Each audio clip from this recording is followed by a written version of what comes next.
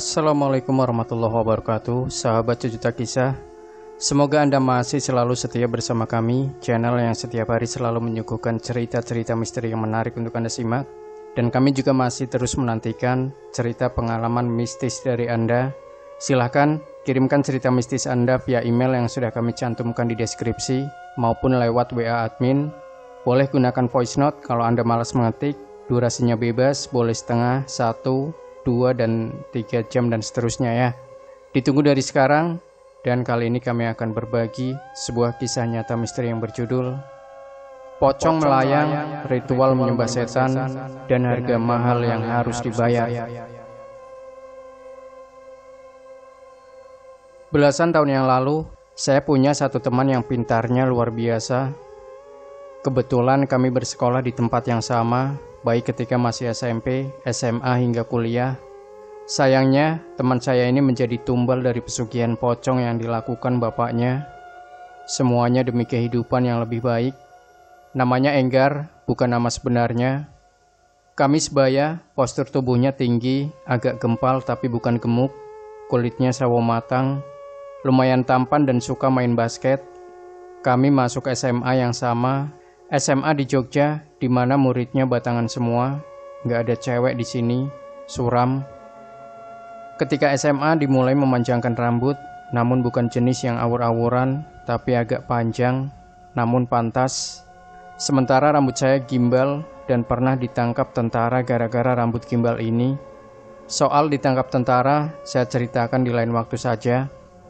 Enggar terkenal sebagai anak yang pandai. Dia lulus SMA dengan lancar, sementara saya sempat nggak naik kelas gara-gara ditangkap tentara itu tadi. Jadi saya dan Enggar sempat hampir 1 tahun tidak ketemu lagi. Kami ketemu lagi ketika saya masuk kuliah di kampus swasta, tidak begitu jauh dari SMA kami. Dan di situ sebuah perubahan sudah saya rasakan. Enggar memang bukan anak yang ramai ketika ngumpul sama teman-teman. Namun hanya dalam waktu kurang dari 1 tahun, Enggar bisa sangat berubah. Dia semakin pendiam, seperti menghindari teman-teman, bahkan menghindari saya, temannya sejak SMP.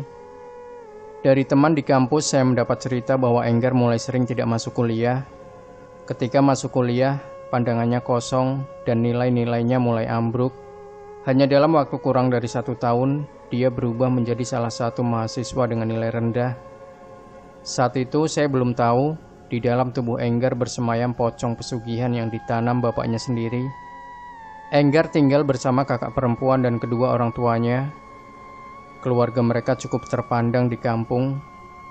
Bapaknya Enggar cukup aktif di segala aktivitas warga. Sebagai mata pencaharian, kedua orang tua Enggar membuka warung di depan rumahnya. Warung makan dan minuman yang sempat cukup melegenda di Jogja. Dulu, ketika masih SMP dan awal-awal SMA, warung makan keluarga Enggar sudah punya pelanggan. Namun tidak bisa juga dikatakan ramai, sedang saja. Namun saya sendiri baru menyadarinya ketika sudah kuliah, ketika warung makan keluarga Enggar menjadi sangat ramai. Dari yang semula tidak ada meja untuk makan di tempat, kini usahanya sudah sangat berkembang. Sudah ada deretan meja makan di bagian ruang tamu yang dibobol dan dijadikan tempat makan. Halaman milik tetangga bahkan disewa untuk tempat parkir mobil. Perkembangan pesat rumah makan milik keluarga Enggar itu melahirkan sebuah rumor. Ya, mau bagaimana? Perkembangannya sudah agak di luar nalar, terlalu signifikan. Salah satunya rumor yang beredar adalah soal pesugihan. Lagi-lagi saat itu masih sebatas rumor.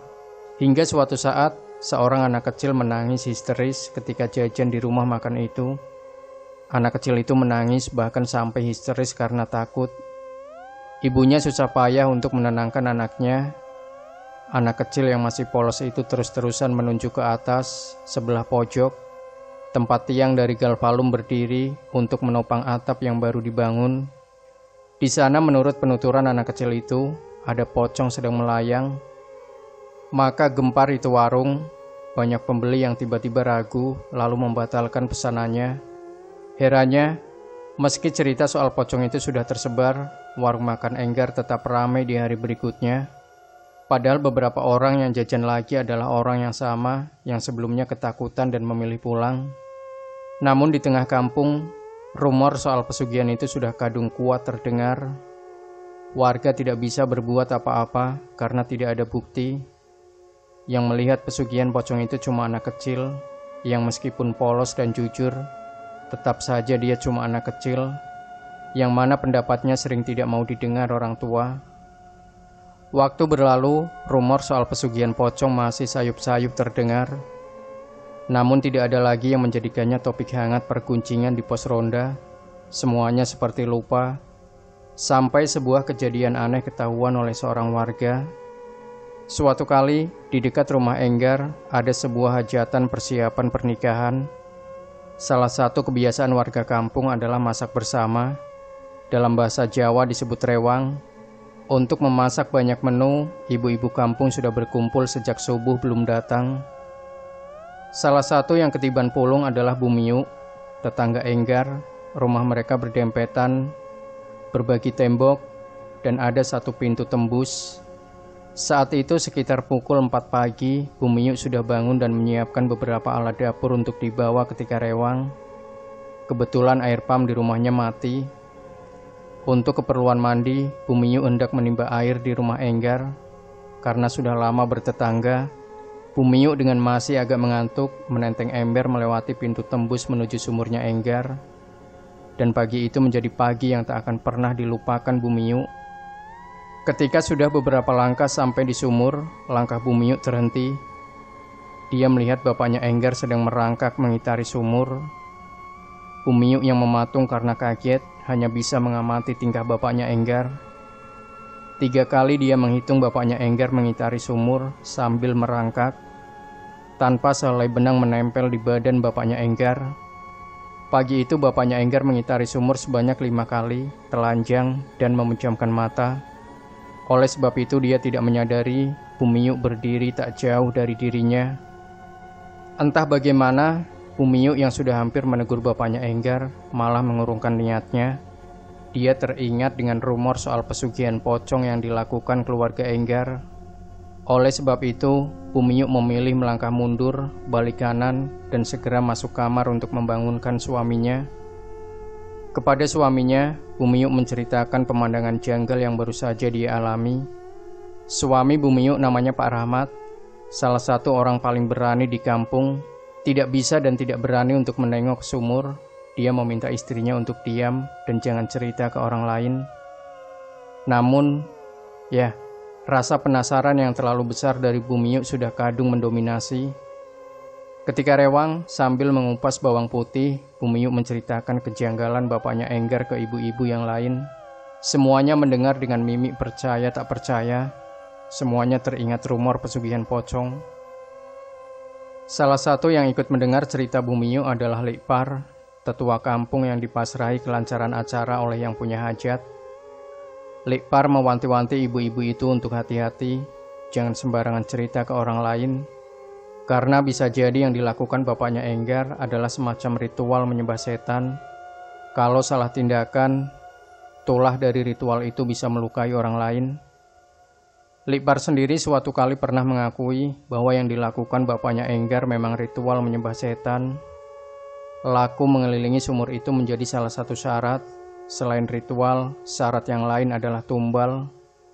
Tumbal yang dimaksud Likpar tidak lain adalah Enggar. Ketika hajatan itu digelar, saya sudah semester 4. Jadi sudah 2 tahun sejak perubahan sikap Enggar. Bahkan di tahun kedua, Enggar sudah tidak lagi berangkat kuliah. Hampir semua dosen bertanya ke saya temannya sejak SMP, namun saya sendiri kesulitan menjelaskan. Di tahun kedua perkuliahan itu pula, Enggar sudah semakin jarang keluar rumah. Dari Mbak Yahya, seorang pegawai di rumah makan itu tersiar kabar bahwa Enggar dikurung di dalam kamar yang selalu gelap. Di dalam kamar itu sering terdengar tangisan, kadang geraman. Mbak Yahya sendiri sering mendapat jatah mengantar makanan yang diletakkan di depan kamar Enggar. Suatu malam, selepas menutup warung dan bersih-bersih, Mbak Yahya melihat Enggar dipapah bapak dan ibunya menuju sumur. Di sana Enggar dimandikan. Enggar yang sudah dewasa dimandikan oleh kedua orang tuanya. Bapak dan ibunya tertawa-tawa dan terlihat bahagia seperti sedang memandikan bayi.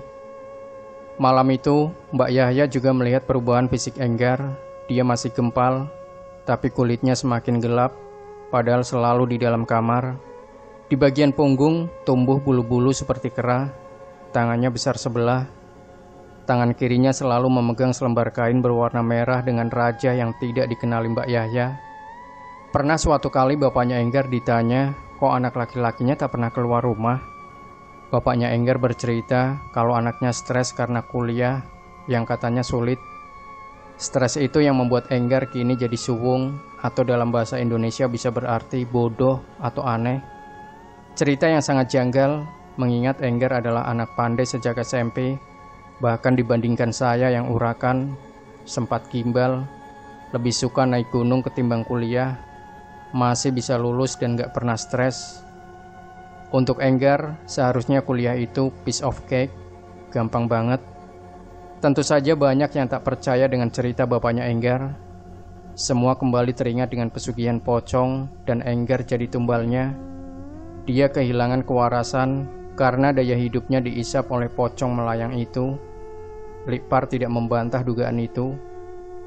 Kembali waktu berlalu, rumor soal pesugihan pocong itu kembali reda. Bahkan sudah hampir dilupakan oleh warga ketika sebuah gempa besar melanda Jogja. Tembok pembatas antara rumah Enggar dan Bumiyu rubuh.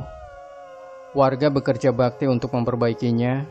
Sisa tembok bata itu harus diratakan dulu sebelum bisa dibangun kembali karena sudah retak di sana-sini. Ketika salah satu warga mencoba mencukil bata yang terpendam di dalam tanah, linggis yang dipakai membentur sebuah kotak kayu kecil. Beberapa warga tidak berani memungut kotak itu hingga Likpar datang dan membukanya. Kotak kecil itu berisi tumpukan rambut perempuan, rambut yang dikucir lalu dipotong di bagian pangkal kucir. Ada 5 potong rambut terkucir dalam kotak. Rambut siapa? Tanya salah satu warga. Likpar terdiam sesaat sebelum dia berkata, kalian kayaknya lupa kalau Enggar punya kakak perempuan. Seketika semuanya terdiam, sekaligus semua sadar bahwa selama ini yang mereka bahas hanya soal pesugihan, pocong, dan ritual. Tidak ada yang ingat dengan kakak perempuan Enggar yang sudah lama tidak kelihatan selama bertahun-tahun. Tidak ada yang menyadari hilangnya kakak perempuan Enggar. Hingga kini, pertanyaan itu terus disimpan di dalam hati. Kemana perginya kakak perempuan Enggar? Pesugihan apa saja yang disembah keluarga Enggar? Segala pertanyaan itu tersimpan dengan rapi di bawah rasa takut yang lebih dominan hingga saat ini. Demikian sahabat Sejuta Kisah, tinggalkan komentar Anda, like, share video ini, subscribe channel Sejuta Kisah, dan kembali nantikan cerita-cerita misteri terbaru dari kami. Wassalamualaikum warahmatullahi wabarakatuh.